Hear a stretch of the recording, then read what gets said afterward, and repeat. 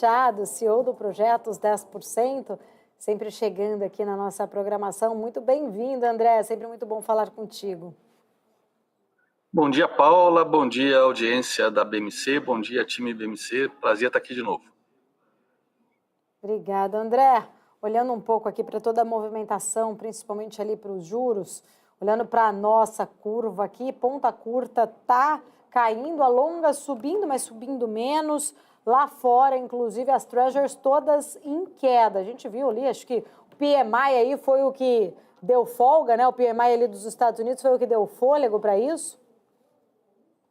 Sim, você olhando o gráfico de 1 minuto, você vê que foi uma porrada, exatamente assim que saiu o PMI, né? Não só nos treasuries, como também nas moedas, né? Que estão umbilicalmente ligadas aos yields, né, do Tesouro Americano. E isso acabou impactando aqui também no nosso dólar, dando um alívio também no Ibov, apesar de ainda estar negativo. Jogou o nosso DI para a zona negativa, né? Ele estava subindo de novo, se não me engano, eu acho que na máxima do dia estava subindo o mesmo patamar de ontem, 0,71. Então a gente, por enquanto, para esse intraday, a gente foi salvo aí pelo PMI, né? Que o industrial caiu para a zona de retração.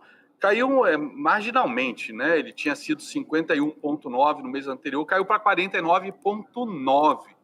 Como o limite é os 50, esse 0,1 que está tocando esse terror de volatilidade aí no mercado hoje. Mas no nosso caso, obviamente, né, a gente é impactado por isso. O dólar aqui, a gente já vinha o dólar com mais dificuldade de subir, apesar da alta dos DIs, porque depois do discurso de ontem do Roberto Campos Neto, né, falando de reduzir o pace, dos riscos fiscais, né, da dificuldade de ter uma desinflação global, essas incertezas globais, meio que telegrafou aí para a próxima reunião os 50 base points já era, né? Vai ficar em 25 base points e, quiçá, até talvez uma possibilidade de 1,0 vir corte nenhum. Não sei se ainda dá para pensar nisso, mas de qualquer maneira o mercado inteiro vendo aí que para o final do ano a gente, apesar de ainda não estar as apostas, né, a curva mostrando a Selic em 10%, né, em 2 dígitos, eu acho que é exatamente isso que vai acontecer, porque o governo continua gastão, né, a mudança aí da LDO, das metas do ano que vem, mostrou tudo aquilo que a gente já sabia, né, mas talvez a mudança de todas as metas até o final do ano, talvez o choque de realidade, né, sempre acaba, por mais que estivesse todo mundo já contando com isso, com déficit para o ano que vem, conforme as pesquisas mostravam, o próprio governo jogar, já aceitar essa derrota, né, jogou para zero. A gente está apostando em déficit de meio, apostando no sentido especulando, quer dizer, acho que eu troquei, a palavra também não é boa. A gente está prevendo, né? Melhor, especulação tem um caráter meio negativo aqui no Brasil. A gente está prevendo, né, um déficit de 0,5% do PIB e o governo que estava prevendo superávit jogou aí para zero. Então, as coisas todas desandando. Temos aí essas pautas bombas, essas PECs, né, falando aí chegando aí a 70 bi de rombo aí, esperado, né, são 40 bi só aí dessa PEC aí do judiciário, né, se a farinha é pouca, meu pirão primeiro, então é isso que rege esse país há décadas, talvez há séculos. Então o cenário fica muito ruim. Então, juros subindo, né, a possibilidade de da gente parar, né, terminar a Selic aí com 10% e lá sem expectativa de cortes, isso também estimula o carry trade para quem quer especular em cima de juros, né, porque se a gente estivesse cortando e lá, né, as apostas de corte indo por água abaixo por conta dos números que vinham saindo, números fortes da economia, isso fez, por exemplo, os juros subir forte e o dólar nem tanto. Mas agora, com esse PMI, apesar de ser quase que simbólico, mas eu vejo um negacionismo tão grande aí com relação ao mercado, com relação a essas altas por conta das big techs, das sete magníficas, né? Essa dificuldade de, sei lá, de realizar lucro, essas apostas de cortes, acho que deu um reforço grande aí esse PMI de 49,9, além do índice de compras, né, também ter vindo abaixo, era 52,1, veio 50,9, e o de serviços veio de 51,7, 50,9. Então, todos vieram piores do que o esperado, mas especialmente o industrial, que caiu na zona de retração. Acho que as apostas deram uma incrementada aí, logo no minuto seguinte do PMI, né? Para um pequeno alívio do Ibov. Mas eu acho que no nosso caso a gente vai seguir descolado, mesmo que as apostas nos próximos dias persistam, mesmo que venha um PCE ainda talvez menos feio que o PCI, né? E semana que vem nós tenhamos um payroll talvez mais fraco, enfim, eu acho que a gente está descolado, porque é só juntar Lé com Cré, galera. A gente viu a pesquisa do IPEC falando aí da força, né, da direita versus esquerda, o índice de popularidade do presidente caindo. Ele estava discussando agora, das várias frases que ele falou, né, as frases que a gente ouve sempre nesses momentos, uma que chama atenção é que ele falou que se não tiver consumo, deixa eu ver, vou até pegar aqui a frase corretamente para não falar besteira. Cadê? Tá aqui. Né? Cadê? Se. Onde está? Só um segundo, galera. Estou aqui procurando onde ele fala de dinheiro na economia. Cadê? Ou o dinheiro circula ou a economia não cresce. Isso é óbvio, né? É uma obviedade daquelas que a gente ouve a todo momento.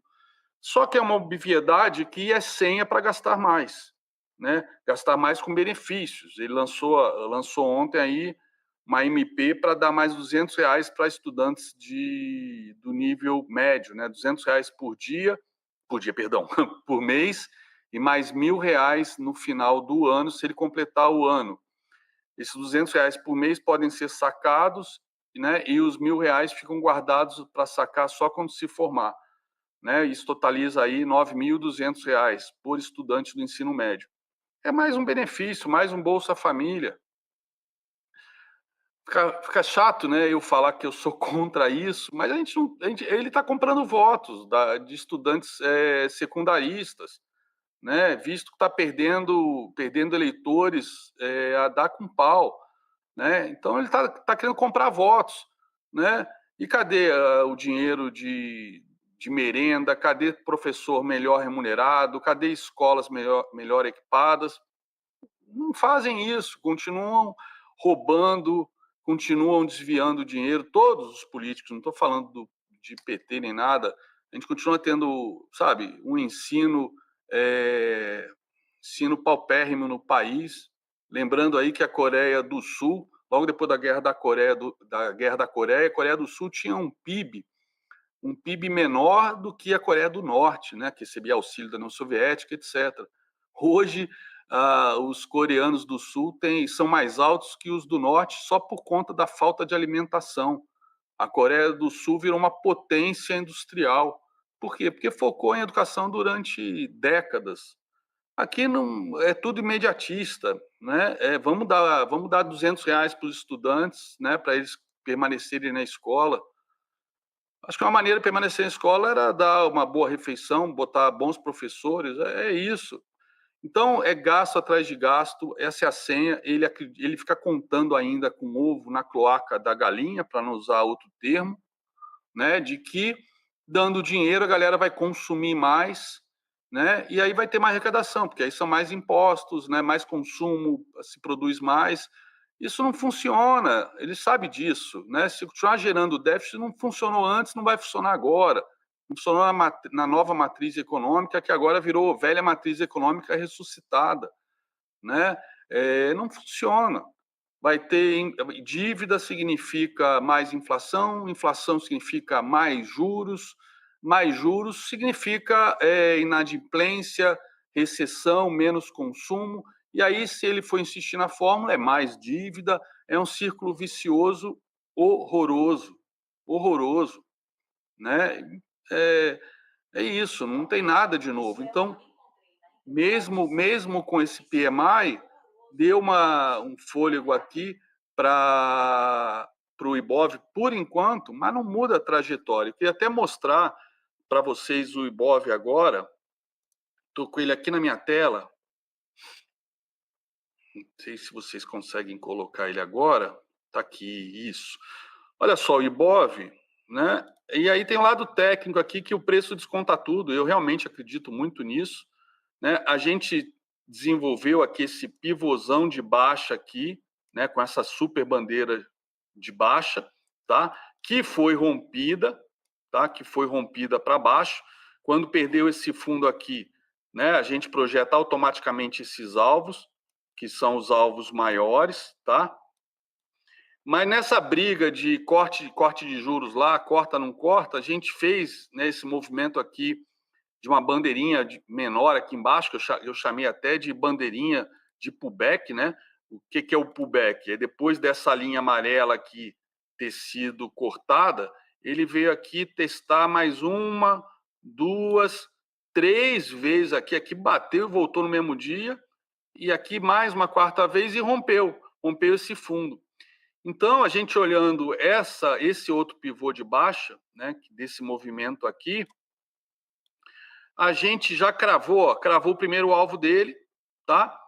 E ficamos aí 2 dias, cravamos 2 dias o primeiro alvo dele, aí viemos cravar o primeiro alvo também desse outro pivô maior de baixa, tá? Viemos cravar esse alvo aqui semana passada, e o que nós fizemos ontem foi um pullback de livro aqui, a máxima exatamente aqui.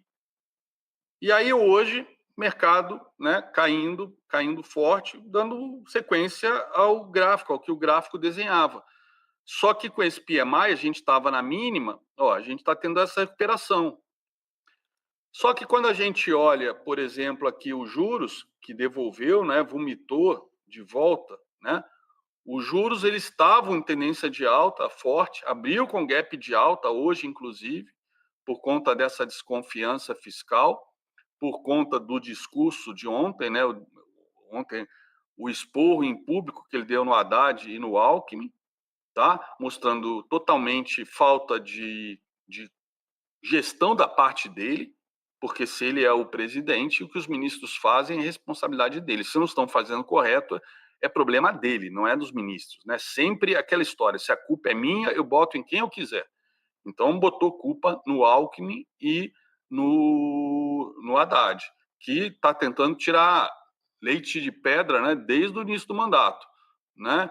Fez um arcabouço fiscal que ninguém acreditava nele, mas tipo, vamos dar um voto de confiança pro cara. E toda a falta de articulação com o Congresso, que também é culpa do Congresso, é óbvio, eles estão jogando sempre para cobrar mais caro a conta do governo, mas o DI, tendência de alta claríssima, e agora deu essa recuada. E quando a gente vai lá para o mercado lá fora, né, olhar os juros lá fora, tá aqui. A gente também vinha com os treasuries subindo. Os treasuries, eles cravaram já um segundo alvo aqui de livro, tá? Inclusive, eles tinham cravado já de novo ontem e recuaram, né? E agora estavam subindo quando saiu o PMI, né? Se a gente coloca aqui num gráfico, por exemplo, de 2 minutos, a gente vai ver que a pancada foi logo que saiu o PMI, né? Tá aqui. Isso aqui é a barra das 10h45. Foi a hora que saiu o PMI, deu a porrada para baixo, né? Agora, está para ver que está derivando, está até querendo voltar a subir, porque, não sei, 49,9, ainda tem que esperar PCE, payroll, para poder voltar, eu acho que a fazer novas apostas aí em cortes de juros, né? Que eu acho que as apostas agora provavelmente devem estar, não acompanhei como é que está na CME essa semana, mas devem estar provavelmente já majoritária um corte, ou talvez, na melhor das hipóteses, dois, mas os três que todo mundo sonhava já era, não vai rolar, né? Pelo tudo que os Fed Boys falam, não vai rolar. Então, acho que daqui a pouquinho passa esse efeito surpresa do PMI, talvez, e volte a subir, né? A gente viu, por exemplo, corroborando o que foi a questão do PMI, é só olhar o euro-dólar, que a gente vê também aqui, né, o euro subindo, num movimento de correção, o euro é 60% aproximadamente do dólar index, tá? Se botar aqui no gráfico de 1 minuto, a gente vê que a pancada para cima foi exatamente na hora do PMI, ó, 10,45. Então é tudo correlacionado. Então isso obviamente impactou nosso DI, o nosso dólar à vista, dólar futuro, tá? Melhorou um pouco o IBOV, mas até sair PCE e payroll, eu acho que até sexta-feira a gente pode ficar um pouquinho mais 2 passos para cá, 2 para lá, o mercado esperando, né, esperando alguma novidade. Mas a gente viu, ó, o próprio petróleo também melhorou, né, ele estava em queda, e o minério de ferro, agora já na sessão do overnight, né, o pregão da Ásia, ele cravou lá aquele terceiro alvo de FIBO e corrigiu com mais de 3% de queda. Mas agora acaba nessa questão de possibilidade de cortes, acaba dando um ânimo. A correlação de moedas com commodities é direta, né? É inversa a juros. Então, a gente vê essas duas commodities importantíssimas para a gente, né? Para Petrobras, para Vale, né? Reagindo, e assim como o nosso dólar, né? Nosso dólar aqui à vista, que estava em tendência de alta, num movimento bem técnico, tá?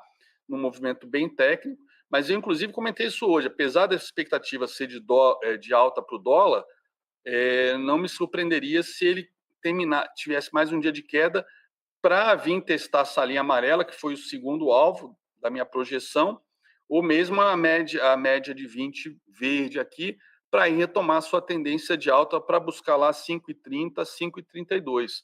Porque, independente de PMI e de Treasury do Tesouro Americano, não mudou nada aqui para a gente no fiscal, né? E o Roberto Campos Neto se mostrou bastante preocupado ontem.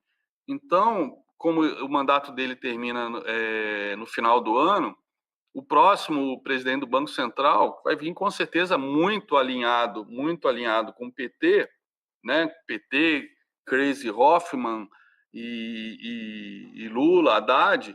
Cara, não sei, o mercado ainda não deve, acho que não está precificando ainda um presidente do Banco Central que vai tentar, talvez não consiga, né? Porque são 9 votos, né? Ele sozinho não tem condição de forçar uma queda artificial da Selic, mas o cenário, como a gente vem falando há semanas, o cenário continua muito ruim em termos fiscais, e como disse o Roberto Campos Neto semana passada, não cabe ele dar pitaco em política fiscal, mas política fiscal, né, afeta diretamente a política monetária. Está aí a senha. O Lula dá a senha que vai gastar mais, que sem dinheiro circulando na economia, né, não há crescimento, né, ou seja, vai querer botar dinheiro para circular, né, microcrédito subsidiado para pequeno investidor, etc. Bolsa Família agora para estudante do ensino secundário, e vão vir outras coisas, tudo na intenção, tudo com esse discurso populista de que precisa, né, país crescer, precisa gastar, que gasto não é despesa, é investimento. Esse discurso que a gente sabe que nunca funcionou em lugar nenhum do mundo e não vai funcionar no Brasil, ainda mais com toda essa crise política entre executivo e legislativo, uma vez que o executivo apostou todas as fichas no judiciário e o judiciário está começando agora a se preocupar em salvar o próprio rabo, né? O rabo togado depois de tanta intervenção, tanto desmando, né? Tanto ativismo, tanta coisa errada sendo feita. É uma bola de neve que está crescendo a cada semana, conforme a gente vai atualizando aqui todas as terças, né, Paulo? Não é nada diferente do que a gente já vem conversando, né, nessas últimas semanas. Exatamente. Exatamente, André. Infelizmente também, né, por sinal. Infelizmente. André, sempre muito bom o papo aqui contigo. Quero agradecer. Obrigada pela sua presença. A gente se vê na semana que vem. Obrigado você e boa sorte aí para todos vocês, galera. Até semana que vem.